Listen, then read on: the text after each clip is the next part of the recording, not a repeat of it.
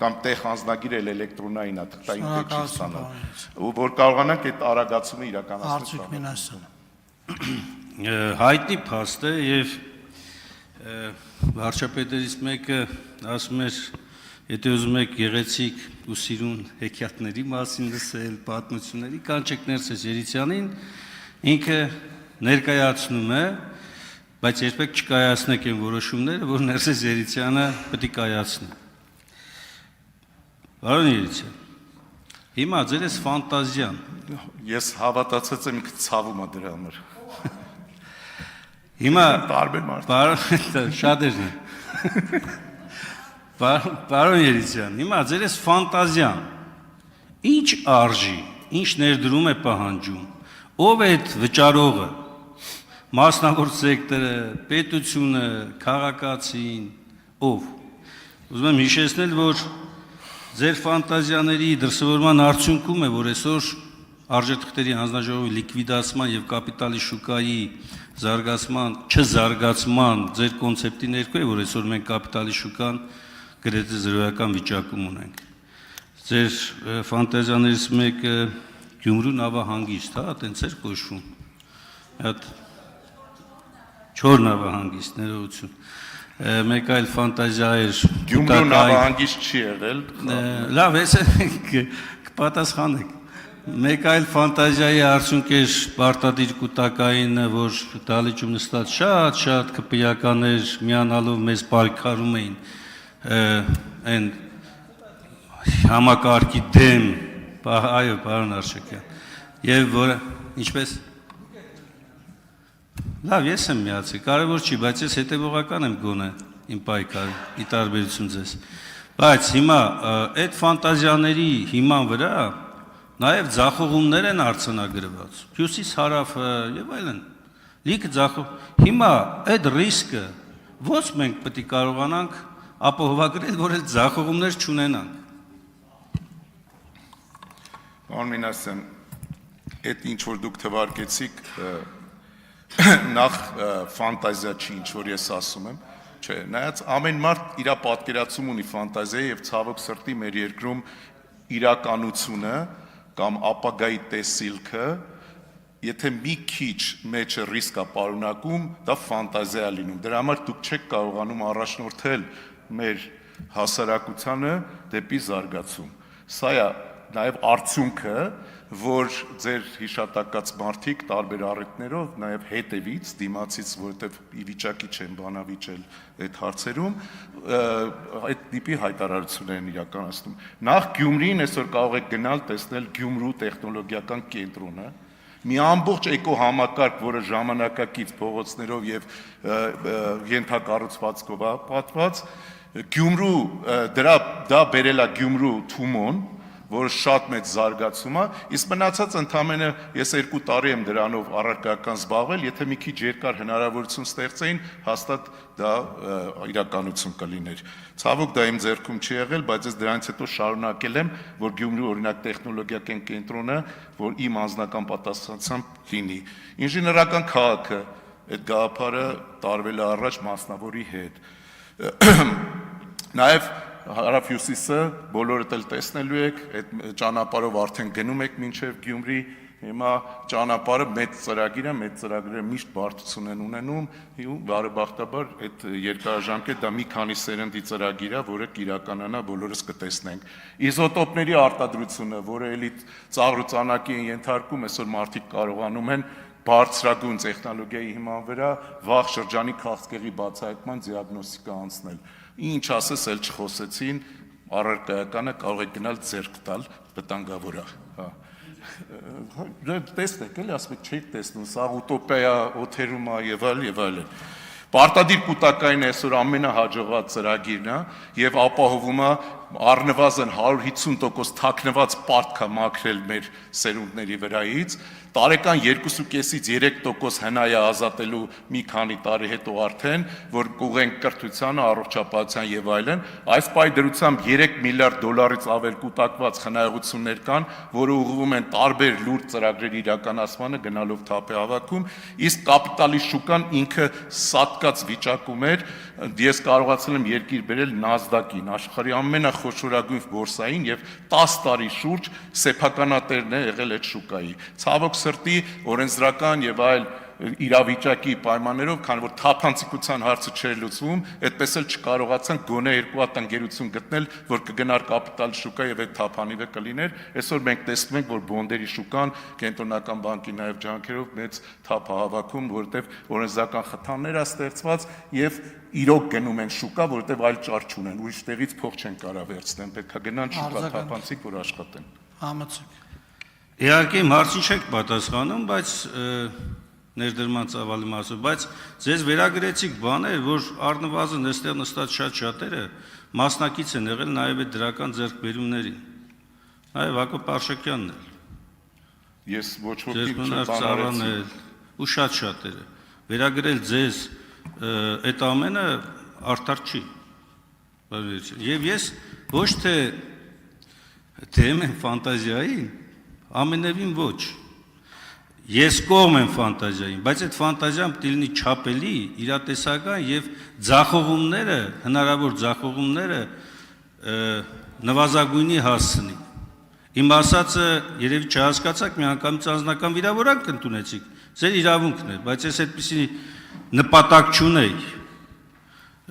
Իմ նպատակ շատ ավելի պարզ է, համակարգային մտածողության պայմաններում այս համակարգային փոփոխությունները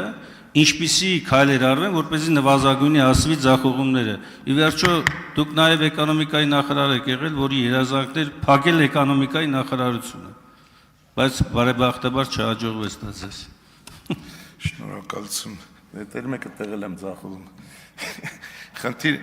լավ, հիմա կոնստրուկտիվ դաշտ վերադարձանք, որտեղ օրինակները բան չէր։ Խնդիրը հետևյալում է, վերջի 2 տարիների ընթացքում բոլոր ինչ որ ես թվարկեցի այստեղ, հատկապես չերևացող մասը, որ ինչ ճանապարհով ենք սերվիսները տալու,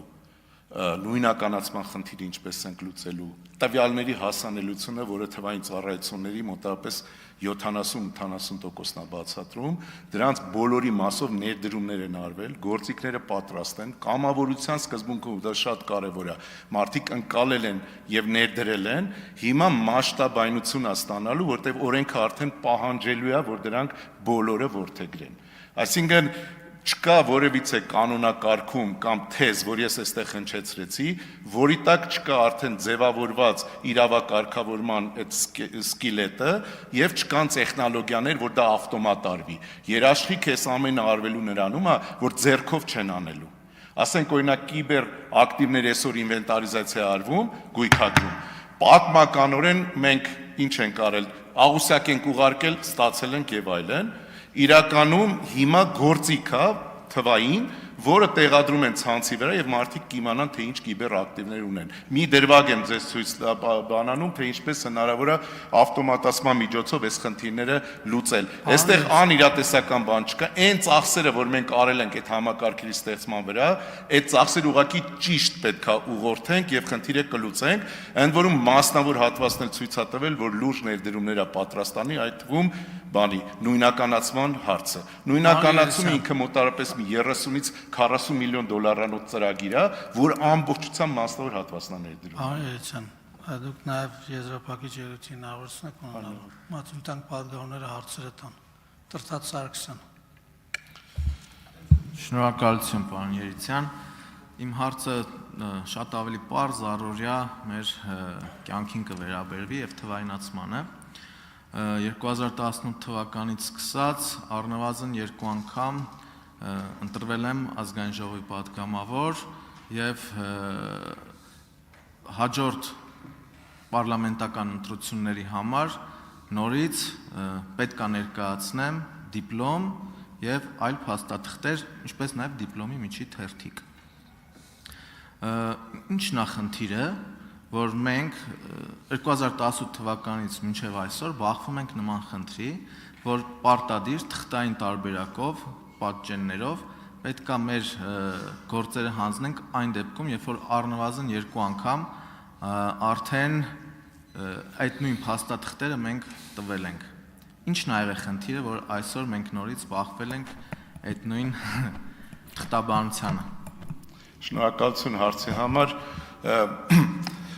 Պատճառը նրանում է, որ բուհերը, երբ որ թողարկում են այդ դիպլոմները, չունեն էլեկտրոնային ռեգիստրներ, եւ ամեն անգամ, երբ որ դուք այդ խնդրին առնչվում եք, այդ պետքա ֆիզիկապես ներկայացնեք դրա պատճենը, որպեսզի հակառակ կողմը իմանա, որ դուք այդ դիպլոմը ունեք։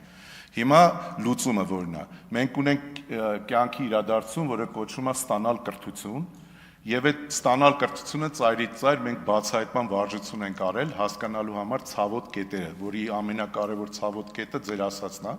Երեխան երբ որ ծնվում է, մենք գիտենք արդեն ինքը ծնվել է, դրանից հետո երբ որ մանկապարտեզ է գնում, արդեն թուղթ բան չպետք է ներկայացնի, ինքը ասել է իր տարիքին պետքա դիմի մանկապարտեզ։ Հետո դպրոց նույն վիճակով, այսինքն որից է նոր տվյալ չպետք է տա պետության, ես ասեցի, տվյալը միայն մեկ անգամ սկզբունքն է, հետո բուհ ընդունվելուց արդեն տեղել տվյալ չպետք է տա, ընդհանրապես պետք է ասի ուզում եմ որ բուհը գնալ եւ եթե քննություն տալու քննություններն էլ պետք է տա արդյունքները հասնի։ Ավարտական դիպլոմը ինքը տվյալ է, ընդ որում փաստաթուղթ չպետք է լինի համաձայն այն օրենսդրության, որ 2025-ի վերջին ազգային ժողովը հաստատել է։ Ընդ որում շատ հստակ կանոն է դրա ցանցումային դրույթներում 27 թվականի հունվարի 1-ից որևիցե տվյալ, եթե ռեգիստրում չկա եւ հասանելի չի էլեկտրոնային միջավայրում, այդ տվյալը ձեզանից կարող է չտալ այդ տվյալը, որից է ձեւով եւ ձեզ պետքա ծառայություն մատուցեն։ Ու մեր խնդիրն է այսօր էս մինչեւ տարվա վերջ այդ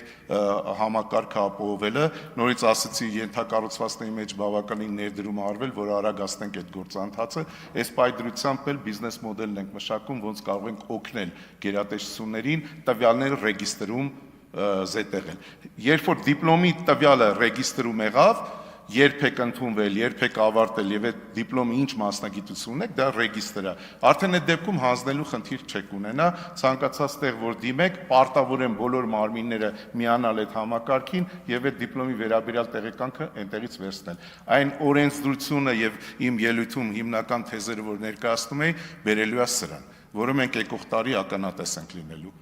Մեքենայի դեպքը, որ նկարագրեցի, հենց այդպես է աշխատում։ Համեցեք արձագանք։ Շնորհակալություն, պարոն Երիցյան։ Իսկ ինչ եք կարծում, չեք կարծում, որ մենք արդեն պետք է ունենայինք այդ, թե ժամանակը շատ ավելին էր պետք, հա, շատ ավելի ժամանակ է պետք այդ արդյունքին հասնելու համար, որովհետև երբ անցած տարի ընդունեցինք այդ օրենքը,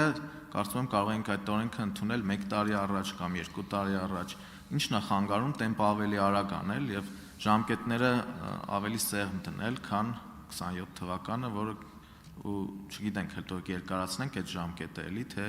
ուղղակի այդ ժամկետը կֆիքսենք եւ կաշխատի։ Շնորհակալություն։ Շնորհակալություն։ Նայեք, օրենքները դրանք պետք է համաձայնացնել եւ որպեսզի բոլորը ընկալեն։ Մենք կարող ենք արագ օրենք ընդունել, հետո չիրականացնել, կամ օրենքը քննարկել այն մակարդակի բերել, որպեսզի բոլորի ընկալումները լինեն նույն մակարդակի վրա, իրականացման ժամանակ արագություն ունենանք։ Ու նորից եմ ասում, որ գործիքներ են ձևավորված, որ այդ օրենսդրական դրույթները չմնա մարդկային գործոնի վրա, այլ դրանք ավտոմատ իրականացնեն։ Բոլորն էլ ուզում են թվայնացնել ու